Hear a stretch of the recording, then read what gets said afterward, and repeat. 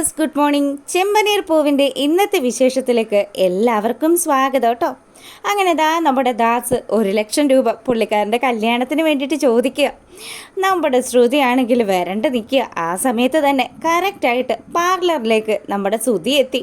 അങ്ങനെ ശ്രുതിയും ആ ഫ്രണ്ടിലിരിക്കുന്ന റിസപ്ഷനിസ്റ്റും കൂടി ഇടി കൂടുന്ന സമയത്ത് നമ്മുടെ ശ്രുതിക്കാണെങ്കിൽ ടെൻഷനായി. ഇനിയിപ്പോൾ എന്ത് ചെയ്യും?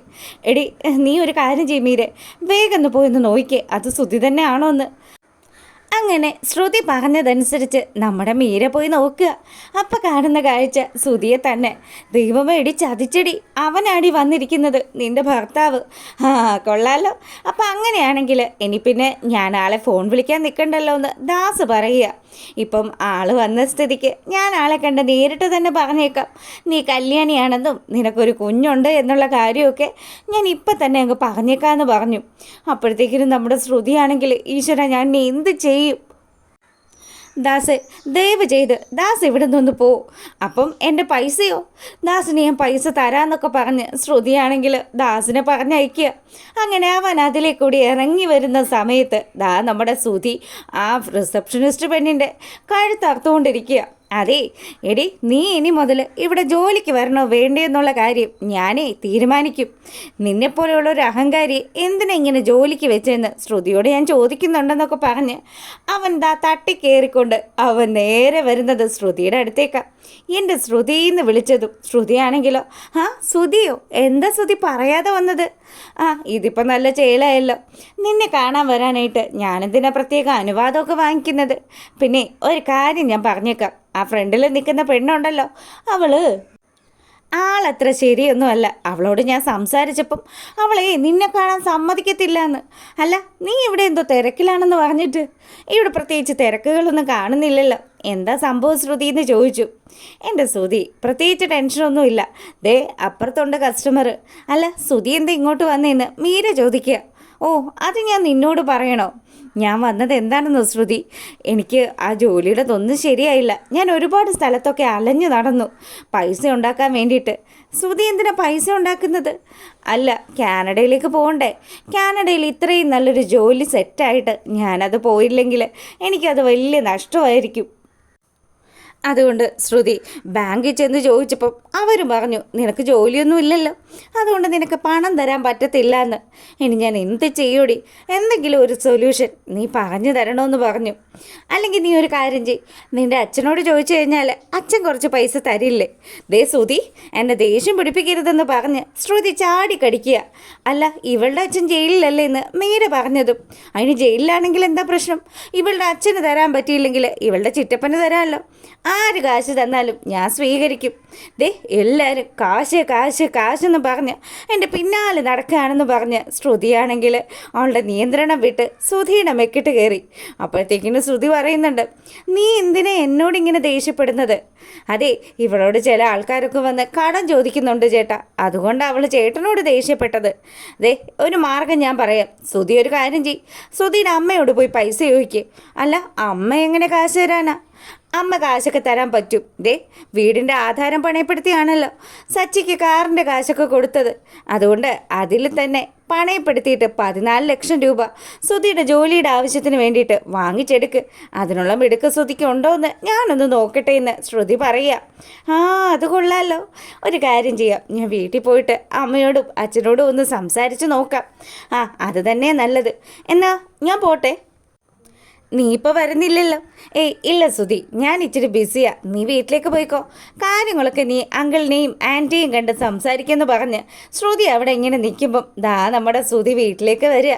അപ്പോൾ രവി അങ്ങനെ ഉമ്മറത്തിരിക്കുക കേട്ടോ. അങ്ങനെ വലിയ കാര്യത്തിന് അച്ഛാന്ന് വിളിച്ച് ചെല്ലുമ്പം, എന്താടാ മോനെ, നിനക്ക് ജോലി കിട്ടിയോ? അതൊന്നും കിട്ടുന്ന ലക്ഷണമില്ല. അങ്ങനെ ഇവർ സംസാരിച്ചുകൊണ്ട് നിൽക്കുമ്പോഴാണ് സച്ചിയും രേവതിയും കൂടി അങ്ങോട്ടേക്ക് വരുന്നത്. അപ്പം രേവതിയും സച്ചിയും ശ്രുതിയെ നോക്കിയതും, എന്ത് ചെയ്യാനാ, മനുഷ്യൻ്റെ കഷ്ടകാലം എന്നല്ലാണ്ട് എന്ത് പറയാനാ? നല്ല ഒന്നാന്തരം ഒരു ജോലി കാനഡയിൽ സെറ്റായതാ. പക്ഷേ പൈസ കൊടുക്കാനില്ലാത്തത് കൊണ്ട് മാത്രമാണ് ഞാൻ ആ ജോലി വേണ്ടാന്ന് വയ്ക്കുന്നത്. ഇനിയിപ്പോൾ എന്തായാലും മറ്റ് ജോലികളൊന്നും സെറ്റാവാത്ത സ്ഥിതിക്ക് കാനഡയിലേക്ക് തന്നെ പോയാലോന്ന് ഞാൻ ആലോചിക്കുക അച്ചാന്ന് ശ്രുതി പറഞ്ഞു. അപ്പോൾ ഇത് കേട്ടുകൊണ്ട് നമ്മുടെ ചന്ദ്രയും വരുന്നുണ്ട്.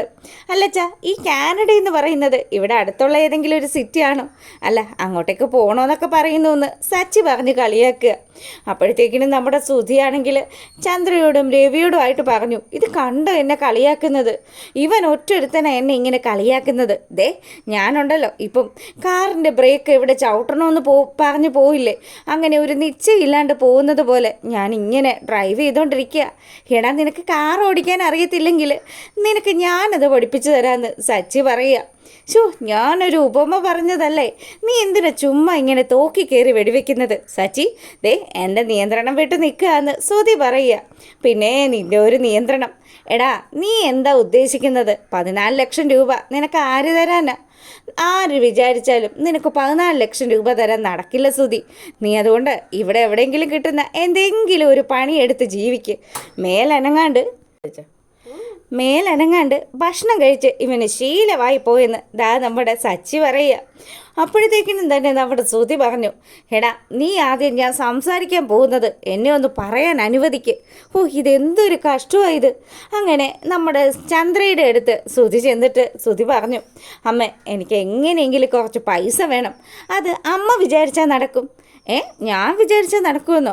നീ എന്തൊക്കെയാടാ ശ്രുതി പറയുന്നത്? അതേന്നേ, അമ്മ വിചാരിച്ചാൽ നടക്കാത്ത ഒരു കാര്യമില്ലല്ലോ. ദേ അമ്മേ, എനിക്ക് 14 ലക്ഷം രൂപ തന്ന് അമ്മ വേണം സഹായിക്കാനായിട്ട്. അപ്പോൾ ഇത് കേൾക്കുമ്പോൾ രവി പറയുന്നുണ്ട്, എടാ പൊന്നുമോനെ, അവളുടെ അക്കൗണ്ടിൽ അത്രയും പണം ഇല്ലെന്ന് നിനക്കും അറിയാവുന്നതാണല്ലോ. പിന്നെ നീ എന്തിൻ്റെ അർത്ഥത്തിലാണ് അവളോട് കാശ് ചോദിക്കുന്നത്? എൻ്റെ പൊന്നോ, ഇവനെ കൊണ്ട് തോറ്റു. ആദ്യം നീ 50 ലക്ഷം രൂപ തിരികെ കൊണ്ടുവാ. എടാ മണ്ട, 50 ലക്ഷം രൂപ തിരിച്ചു തരാമെന്ന് പറഞ്ഞ് നീ ഈ അമ്മയുടെ തലയിൽ തൊട്ടല്ലേടാ സത്യം ചെയ്തത്. 1 രൂപ അത് നീ തിരിച്ചു തന്നോ? ഇല്ലല്ലോ. അങ്ങനെയുള്ള നിന്നെ എങ്ങനെയാടാ ഇവിടെയുള്ളവർ സഹായിക്കുന്നത്? അതൊന്നും പറഞ്ഞാൽ പറ്റത്തില്ല എന്ന് നമ്മുടെ ശ്രുതി പറയുക. അമ്മയോട് അല്ലാതെ ഞാൻ ആരോടാ സഹായം ചോദിക്കുന്നത്? അമ്മ എങ്ങനെയെങ്കിലും 14 ലക്ഷം രൂപ എനിക്ക് ഒപ്പിച്ചു തരണം. എടാ ശ്രുതി, ഞാൻ എവിടുന്ന് തരാനാ? നീ എന്തറിഞ്ഞിട്ടാണ് ഇങ്ങനെയൊക്കെ ചോദിക്കുന്നത്? ദേ ഈ നിൽക്കുന്ന സച്ചിക്ക് കാറിൻ്റെ ആവശ്യത്തിന് വേണ്ടിയിട്ട് ഈ വീടിൻ്റെ ആധാരം പണയപ്പെടുത്തിയല്ലോ. ഇത്രയും വലിയ വീടല്ലേ, നല്ല വില കിട്ടും. അതുകൊണ്ട് തന്നെ എനിക്ക് ഈ വീടിൻ്റെ ആധാരത്തിന്മേൽ കുറച്ച് പണം കൂടി എടുത്തതാ. ഒരു 14 ലക്ഷം രൂപയുടെ കാര്യമല്ലേ ഉള്ളൂ. ഞാൻ കാനഡയിൽ പോയി കഴിഞ്ഞാൽ അവിടെ നിന്ന് ജോലി ചെയ്താൽ എനിക്കൊരു മാസം ലക്ഷങ്ങളാണ് ഈ സമ്പാദിക്കാൻ പറ്റുന്നത്. അതിൽ നിന്ന് ഞാൻ ഈ വീട്ടിലെ കടമൊക്കെ തീർത്തു തരാം. അമ്മ വിചാരിച്ചാൽ നടക്കും. എന്തെങ്കിലും ചെയ്ത് ഇതൊന്ന് നടപ്പിലാക്കിത്താ. അടുത്ത ദിവസം തന്നെ ആധാരത്തിൻ്റെ മേൽ പണയം അതൊന്ന് കൂട്ടിയെടുത്ത് എൻ്റെ കാര്യം ഒന്ന് സെറ്റിൽ ചെയ്ത് എൻ്റെ അമ്മയെന്ന് പറഞ്ഞ് ചന്ദ്രയുടെ കൈക്ക് കയറി പിടിക്കുക. ചന്ദ്രമതി നമ്മുടെ ശ്രുതിയെ ഒന്ന് രൂക്ഷമായിട്ട് നോക്കി. അപ്പോൾ സച്ചിക്കൊക്കെ ഒരു പേടിയുണ്ട് കേട്ടോ. ചന്ദ്രയുടെ പുന്നാര മോനാണല്ലോ ശ്രുതി. അതുകൊണ്ട് തന്നെ ചന്ദ്ര അവരെ സപ്പോർട്ട് ചെയ്യുമോ എന്നുള്ളൊരു കാര്യത്തിൽ അങ്ങനെ നിന്നതും ചന്ദ്രദാ ശ്രുതിയുടെ കൈ തട്ടി മാറ്റുക. നീ എന്താടാ പറഞ്ഞു വരുന്നത്? ഒരു കാരണം വെച്ചാലും ഞാൻ ആ കടുങ്കൈ ചെയ്യില്ല.